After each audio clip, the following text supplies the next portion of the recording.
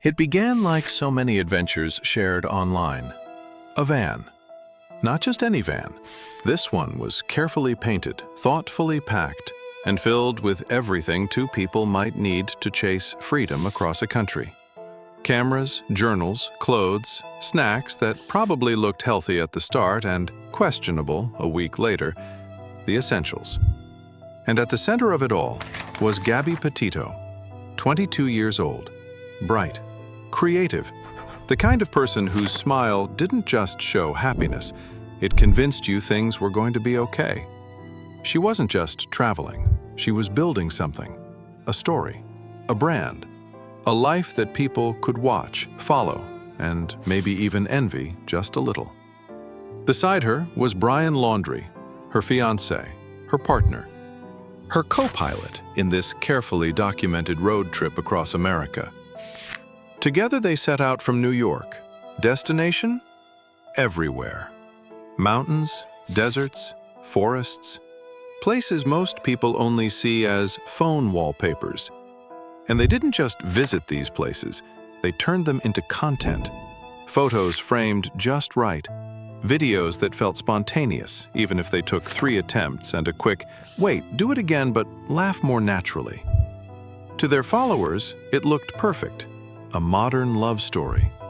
2 young people chasing sunsets and freedom, living the dream. And if you've ever watched travel content online, you know the feeling. You're sitting there, maybe in your room, maybe procrastinating something important, thinking, yeah, I could do this. Spoiler, you probably could, but also, gas prices, flat tires, and questionable Wi-Fi don't usually make the highlight reel. As the journey continued, they moved west. Utah, Wyoming, national parks that looked like they were designed specifically for Instagram. And at first, everything seemed exactly as it should. But over time, something shifted. Not dramatically, not in a way that would make you stop watching, just small things, subtle things. Some followers would later point out changes in Gabby's posts, captions that felt heavier, expressions that didn't quite match the setting, moments where the energy seemed just slightly off, not enough to raise alarms at the time, but enough to stand out in hindsight. And hindsight is always very confident. It notices everything after the fact. Still, nothing about their journey screamed danger. They were young. They were in love. They were doing exactly what millions of people dream about. Until September 2021. That's when things stopped making sense. Gabby didn't check in with her family. That alone might not sound unusual, but consistency matters, and Gabby was consistent. Calls went unanswered, messages unread. Time passed. Concern grew. At first, it's easy to explain things away. Maybe she's in a remote area. Maybe there's no signal. Maybe she's just busy. But then, those explanations start to feel thin. Her family reported her missing. And that's when the situation shifted from concern to urgency. Authorities began piecing together her last known movements, where she had been, who had seen her, when she was last heard from.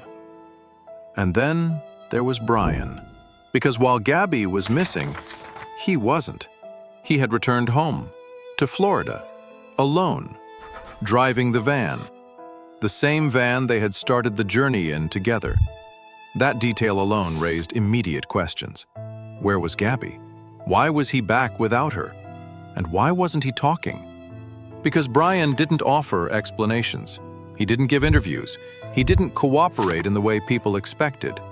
He remained silent. And silence, in a situation like this, doesn't stay neutral for long. It becomes suspicious. The van was later located at a campground in Wyoming, abandoned, her belongings inside, but no sign of Gabby.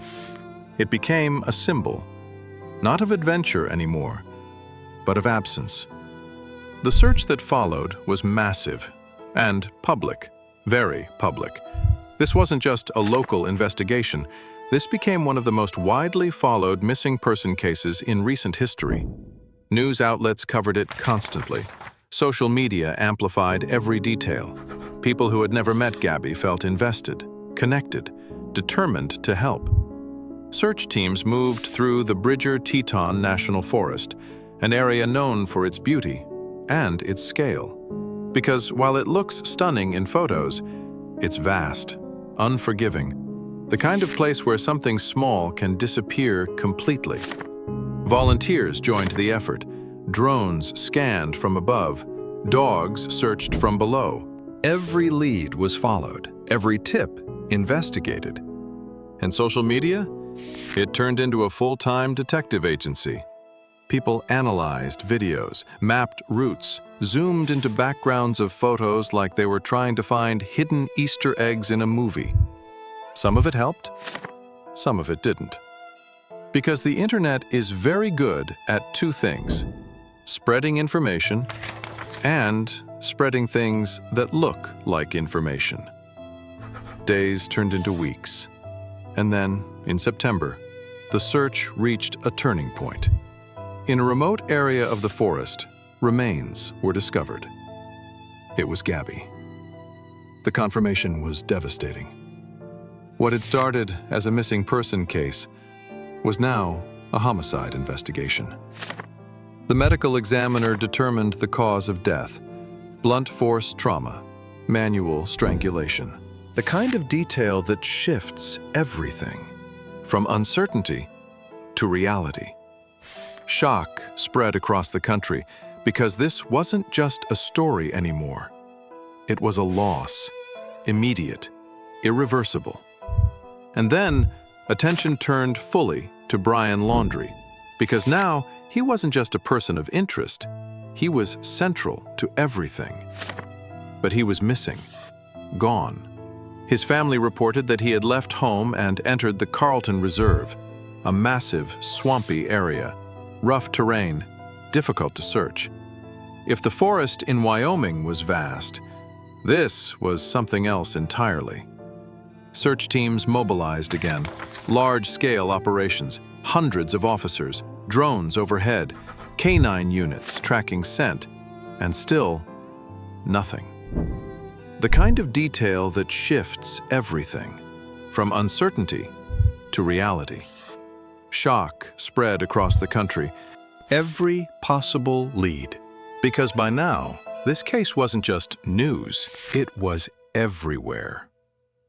Then, in mid-October, the search ended. In a way no one had hoped for, but many had expected. As floodwaters in the Carlton Reserve receded, remains were found. Alongside them, a backpack, a notebook. Authorities confirmed the identity. It was Brian Laundrie. He had died by suicide. The notebook became a key piece of evidence. According to reports, it contained a confession.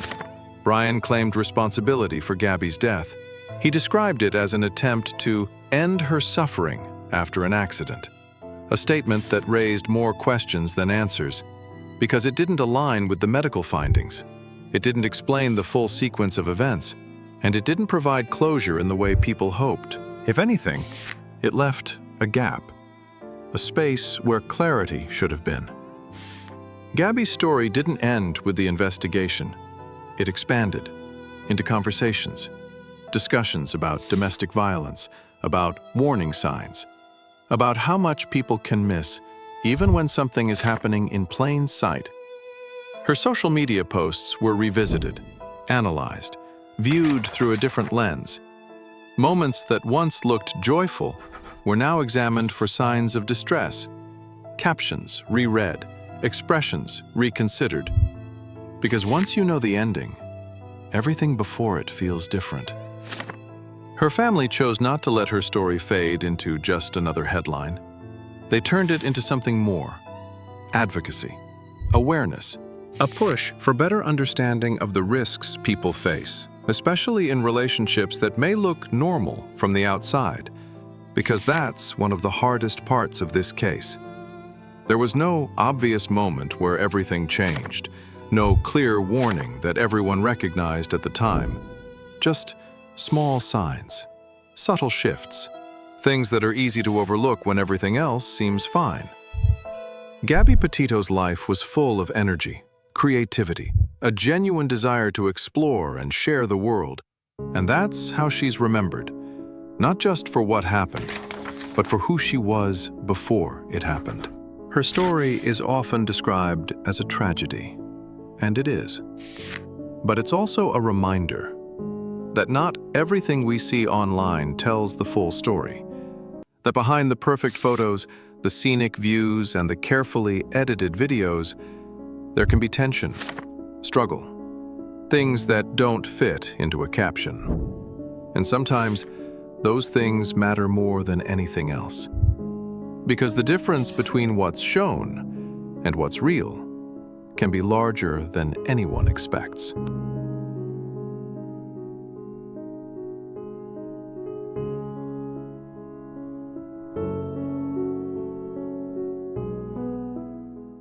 That's another case closed here in the Rotten Swamp. The truth always surfaces, no matter how deep it's buried. If you're hungry for more dark mysteries, hit subscribe and ring that bell. Until next time, keep your doors locked and your secrets buried deeper than mine. This is Rotten Swamp, where justice never rots.